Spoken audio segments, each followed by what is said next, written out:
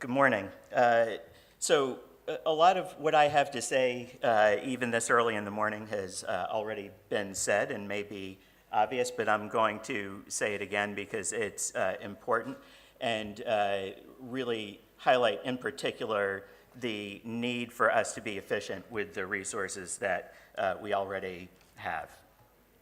I want to start with just a look at some of the progress we've made even just over the past 5 years or so, and picked 4 countries which show that access to treatment and ART is consistently increasing, and the prevalence of HIV is falling, the incidence.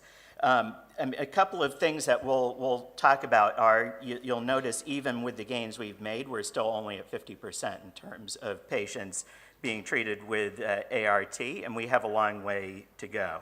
And I'll also note that the number of new cases averted is not falling at a comparable rate. We really need to make sure that we are preventing at an equivalently high rate, and we really are achieving the benefits of 90-90-90.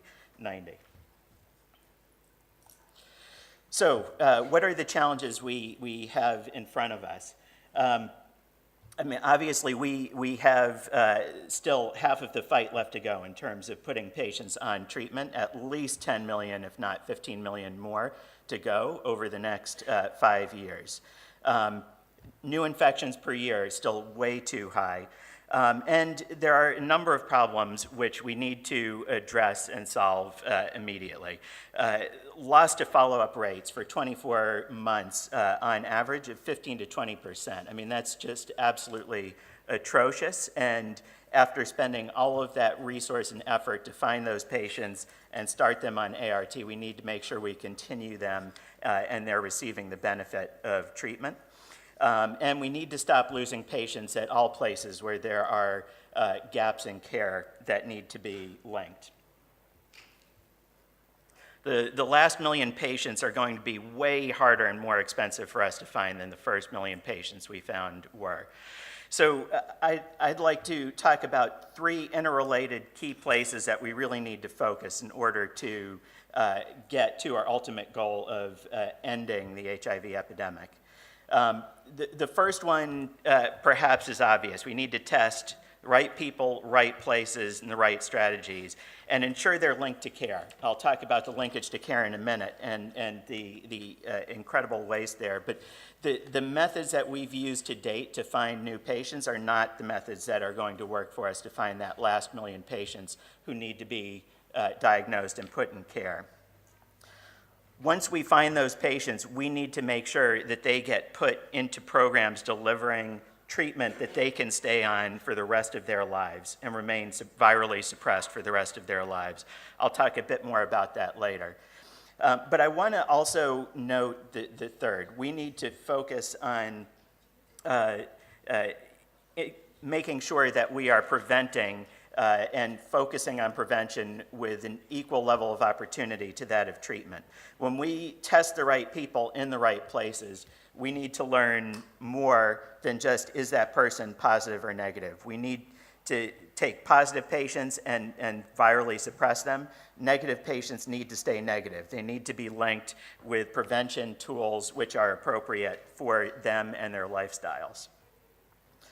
So let me go through some of the 90s, starting with that first 90, finding where the first 90 are, those who are infected.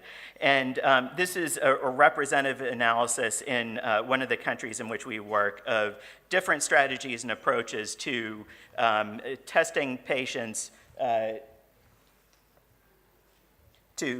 hopefully we'll get the screen back. Okay. To testing patients, and I hate the term yield, but I don't have a better one. How many positive patients we find per test administered. So in this chart, a smaller circle is a more cost-effective circle. groups or places or particular strategies on the left reach fewer patients, whereas those on the far right reach a much larger number of patients. What I want to really focus on here is we need to, when we're spending all of this resource to find patients, we need to learn more about them than just are they positive or are they negative. We need to learn how they are most effectively going to be linked to either appropriate treatment or appropriate prevention interventions for those individuals. And if we don't do that, then all of the resources we've spent finding these patients have gone for naught. So recognize that there is an inherent tension between information management and patient privacy, but absolutely linkage to care and managing and keeping patients in treatment is something that's absolutely critical. So let's talk about just the linkage. Once we find patients, how effective are we at getting them into treatment and suppressing them virally? And this slide should be alarming for all of you. Essentially, it says 35 out of every 100 patients we find never make it to initiate their treatment. And I want you to think about on that left bar, how many people we had to go out and test to find the individuals who should be linked to care. I'm happy to say the benefits of starting patients on treatment right away is a debate that's over and done with. Everyone agrees on the overwhelming benefits of immediately starting patients on treatment. But if you look at this chart and the number of patients we're losing, this is only going to look worse for the last million patients that we have to go after and find as it does right now. So data management and linking patients to care, absolutely critical to our efforts going forward. In the US, I didn't get to see the whole thing because I had to leave for the conference, but the PBS News show has been doing a series on ending the AIDS epidemic. And I think they've done a really wonderful job of talking about personalizing the AIDS epidemic and talking about the challenges patients have in starting care and staying in care. And I think as we think about different methods of delivering care, and by the way, they're more cost effective and allow our system to treat more patients with the same level of resources we have, they also are much better for patients and their ability to stay in treatment. As an example, some examples: multi-month prescriptions, fast-track refills, community delivery of ART.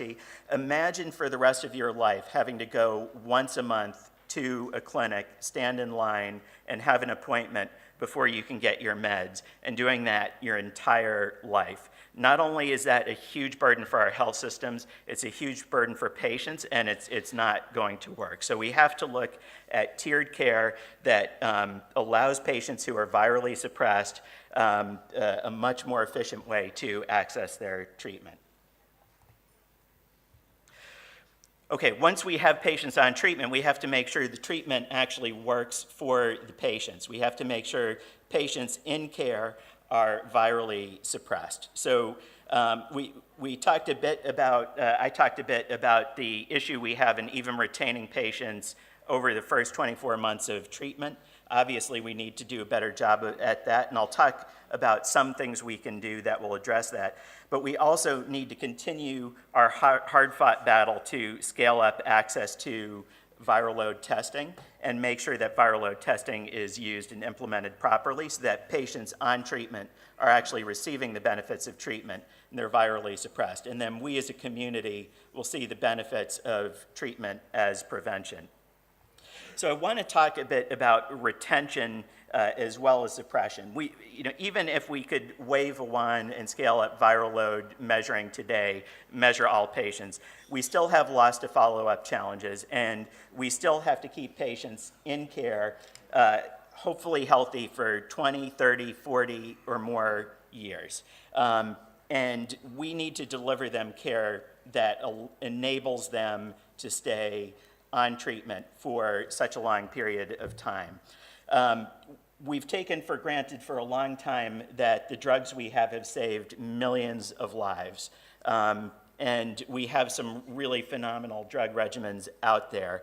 But when lives need to be saved, it's a lot easier to put up with side effects such as nausea, wooziness,